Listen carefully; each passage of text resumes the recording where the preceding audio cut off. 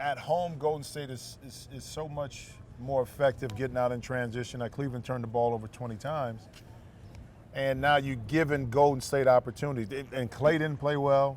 Draymond didn't play well. But also, Tristan didn't have, I think, the same effect, J.R. Smith. So it can go both ways. But you don't win a series, I don't think, in game one. And you don't lose a series in game one. Kind of just chalk it up. Yeah, so I get that everybody overreacts a little bit to every single game because that's what we do. This is what we do, Jim. I know. Okay, this is what we do. End of the world. It is the end of the world, and it was not a good look for Cleveland to get blown out by 22 points. And you're coming off of two basically sweeps, a gentleman's sweep for Cleveland, and obviously the Warriors swept through the postseason. So you're expecting a competitive game since we've seen really no competition in the playoffs so far. No? Well, probably too, because we've been waiting all year for this matchup. Right. Think about it. I mean, hopeful that Houston could do something. Maybe San Antonio could push Golden State. Nobody really in the East. You didn't know whether Boston could really be competitive. So I guess from that perspective, the anticipation of, in particular, that first game was so heightened. It's like going to a big-time prize fight, and somebody gets knocked out in the first round. All the hype around it, and finally you get to the fight, and it's over. Well, it kind of had that feel to it yesterday with the excitement, but the beauty is we have 6 more games, hopefully. Hopefully, yes. Hopefully. I picked the Warriors in 7. I know it's very edgy to pick. Oh, yeah, you did. You went out on a limb on that. You went out on a limb. I did. I just in 7. Put my little toe in the hot water there with that pick. But this is what I think is going to happen, though. So, and also I'm hoping for that because the postseason has been so uneventful. I'd like to see it So with that pick, though, you believe, like I do, that Cleveland will win one here in Golden State. Yes, of course. You see what I'm saying? They have to. And that's what I'm saying is that despite this first game, as not as bad of a look, it seemed like, with the score-wise and kind of Golden State dominating, you make adjustments, both teams will, and then you kind of tweak some things. So there's a train. What you're hearing is a train that is I told you it was coming. coming. I told you the train was coming. Go by right I told you the train was coming. coming. Before we started doing this, you said the train was going to come through because it was nice and quiet. Imagine being asleep here. Train. You know what? It's honestly being here. So the hotel's here. The train is literally right there. I could throw a rock to it.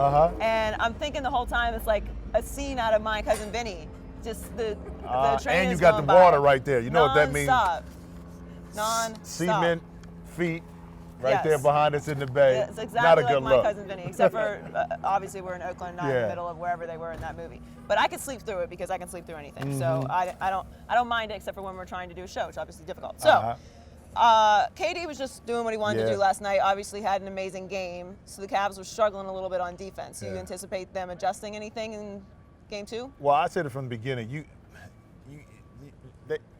Cleveland has no one that can guard KD. Right. Wasn't that problematic? Well, but here's the thing, though. With great players like KD, even when Kobe played Mike, you really don't stop them. Like LeBron, you don't stop. You just hope that they're not as efficient as they could be, because one thing about this Golden State team that's a lot different than when KD was in OKC, they spread the court so much more, so now he has more opportunities, more shots are going to come. It's problematic probably because he wasn't under any kind of pressure. KD? Yeah, KD. No, pressure in regards to the defense forcing KD to be uncomfortable. Like not in the game. Yeah, during the game. They weren't putting defensive pressure on him. But I thought it was very important for KD for this.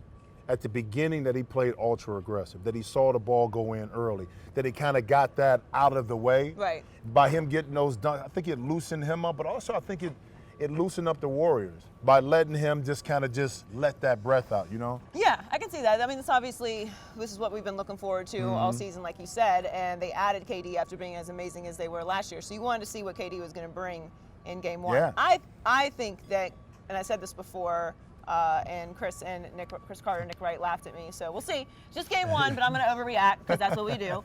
I said that KD was going to be the most important part of this finals because why wouldn't he be? Whether KD plays like he played last night or whether he crumbles under the pressure is the whole point of this whole series. It's the whole thing. They were a 73-9 team last year, and they added arguably the second best player in the NBA. So, of course, how he plays good or bad, is going to affect the entire series. And if he's great, you're going to have what happened last night. And you mentioned that Draymond and Clay, who's really not been doing much of anything except for defense, they haven't been doing anything. So here's my question. Like, if Draymond and Clay have a great game, Clay goes off for 37, how much better do they need to be? Were they going to score 160 points?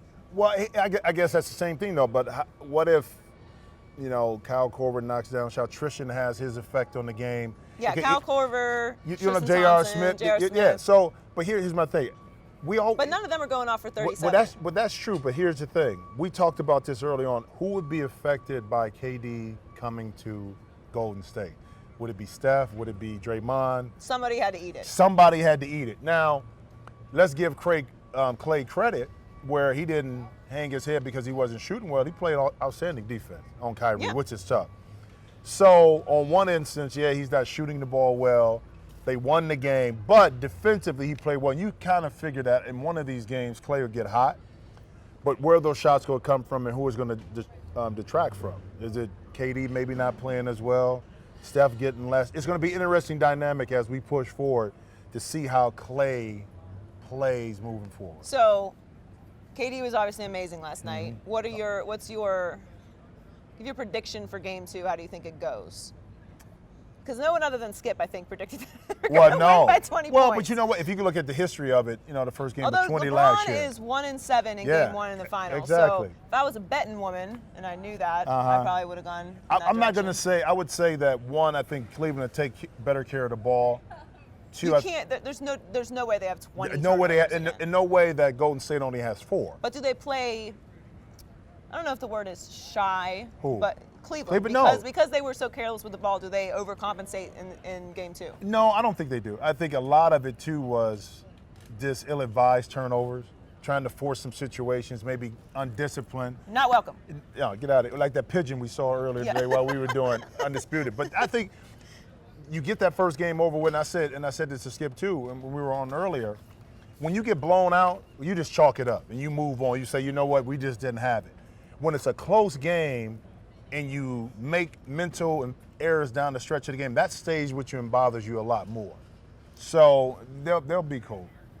So there were a couple other storylines last night outside. Well, one was just on the sidelines, and one was kind of far away. So we'll talk about the one that was at the game, which was Rihanna.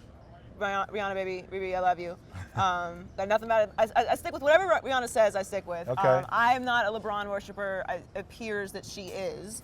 So maybe we'll be at odds over that. So when we get married, we might have some issues with that. We'll sort it out. So did you have a problem with KD reacting to Rihanna? If you don't know what happened, Rihanna was causing a little ruckus on the sidelines. She's at a lot of games. She's a big LeBron fan. She's always at Heat games. And she yelled brick whenever KD was shooting. And he kind of gave her a little like what's what? up? Yeah. And there's a little history there because he was I don't know. I don't use the word thirsty, but there was a little bit of He had a little something for Rihanna. On Twitter, we have the for tweets. Rihanna. The tweets are here. Did he tap into a DM? If you could marry any girl, who would it be? He said Rihanna. Oh. Someone said I'm in love with Rihanna. Who isn't? I agree, Katie. Oh, so he kind of sent out little messages, not like little feelers, right? Like you get, right. Like what on your I don't know Instagram about that. and Twitter. Yeah, you do. I don't know what you're talking about. No, I saw yours. I don't know what you're talking about. I saw yours. More importantly, Rihanna. Rihanna. He was giving like the subtle feelers out there for Rihanna, and then she's like yelling brick. Do you have a problem with him like reacting to her on the sideline? I love it because as players, we see who's in the stands and we see who's in the crowd, right. Especially when it's somebody like Rihanna, and especially when somebody like when Jay-Z and Beyonce are sitting there. Yeah, Jay-Z was there last night. You know what I mean? So it's about, I think, with KD, I think it showed too how loose he was in regards to all the pressure we talked about, KD coming in and having to win. He kind of let it go. Right. He was having such a good game. So to me, to be honest with you, it was a good thing to see because that told me he was in a good place. Do you have a problem with Rihanna? What? Like yelling? Yeah, and, no, she paid her. Well, she didn't pay her money. She probably might have. No, she got comp seats. She ain't pay her money. She might have. No, come on. I may have to pay. Rihanna didn't have to pay for those seats. I guarantee you that right now. You know what? I think it's always been the trend though. This is me. with basketball, urban music, hip hop. There's always been a connection. You know what I mean? So when you see that as a basketball player, you get it. Yeah. You know, they know hoop, we know hip hop and R&B, and so it all goes together. And he definitely knows who she is. Oh obviously. yeah, definitely. I love you. Tweet, tweet. You can do no wrong. Also, Russell Westbrook posted that he was watching Sister Act 2, which is one of my favorite movies, so I'm not mad at him. But do you believe that he really wasn't watching the game? But why did he tweet it? That's the bigger question. So we would talk about so it. That's the bigger. But that's the bigger question. It's like I'm not even paying attention to the finals. I'm watching Sister Act. But why would you tweet it? See, that's the bigger question. Because why do you think he did it? Because he wanted to throw some shade. But do you really think like after he posted that he didn't flip it over? Come on. He's watching. You know what though? But Russell was a different dude. Russell is the kind of guy that's in his own little world. Yeah. And if Russell says that he do you? That's right. If he says he's not watching the finals, I believe it. I wholeheartedly believe it. Because he's just. Yeah. I think he probably he was. Now he might have checked. He was checking some highlights afterwards. I love that movie. You know what I mean? When Jesus wash my sins away. You hit that note? No. Oh, Wasn't that happy Whoopi? day. Oh, happy day. Oh, happy day. Are you trying? No, that wasn't it. When Jesus washed. Sorry. If you haven't seen that movie, you should watch it. It's an excellent movie. All right, finally, we'll get to some quotes from last night. Ty Lue, on post game, said they're the best I've ever seen about the Warriors. What do you feel about that submission?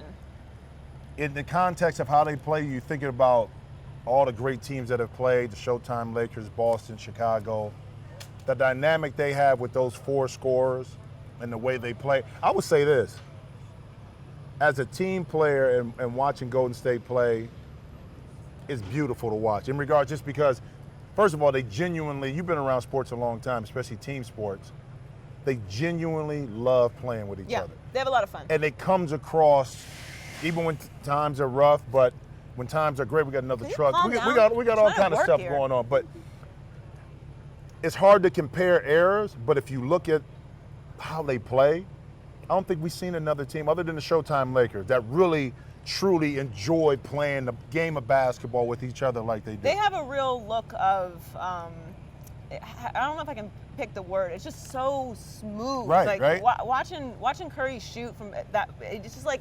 But you know what it is though. But Joy, you see no animosity in regards to, okay, I may have missed you on the pass here. Right. You don't see the shoulder slump. You know, you don't see guys kind of giving them the side eye. No, it's all good energy. You know what I mean? And I think it's all good energy. energy. Starts with Steve Kerr. But do you have a problem with Ty Lue submitting that? I mean, you got LeBron James and Kevin Love and Kyrie Irving and Tristan Thompson. Well, I mean, he's putting it in the perspective of who they played against. It's the best they've seen, best he's played against. So you don't think that he's talking about in the grand scheme of the NBA that they're the best team ever? No, I don't think so. Now, in his mind, in his career, it may be the best that he's seen in his career playing against. It's hard for me to dig into his mind what he means. It also could be one of these things where you're going into game two, you need to make some adjustments, so you're giving maybe more credit to the team you're playing. Okay, since you mentioned that, LeBron said in post-game, you take one of the best teams that we have ever assembled last year, you add a high-powered offensive talent like that, obviously KD, that's what stands out. I mean, if it's no ifs, ands, or buts, it is what it is. We got to figure out how to combat that. Yeah. Now, here's the thing with LeBron. Here's the thing. What's the thing?